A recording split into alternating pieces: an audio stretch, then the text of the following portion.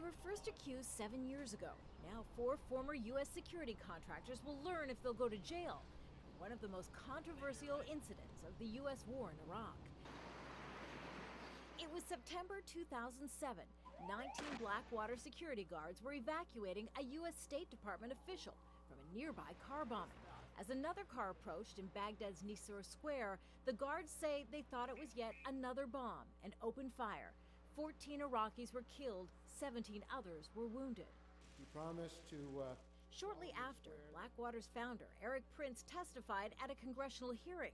He described Iraq's security situation as a chronic state of potential ambush. Most of the attacks we get in Iraq are complex, meaning it's not just one bad thing, it's a host of bad things.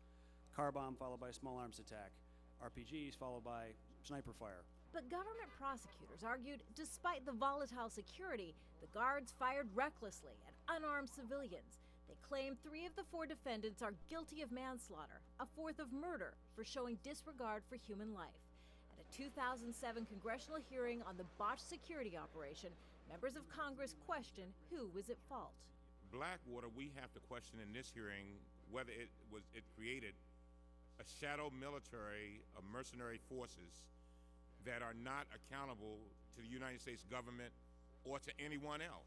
But others argue that accountability 7 years later is still misplaced, that there's blame to assign for the civilian deaths, but it doesn't lie just with the contractors, but also with the U.S. State Department.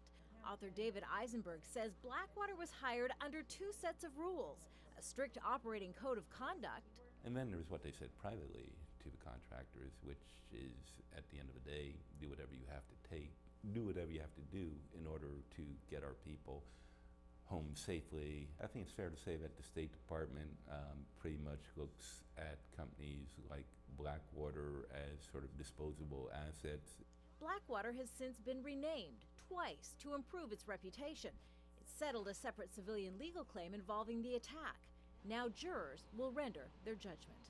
Kimberly Helkett, Al Jazeera, Washington.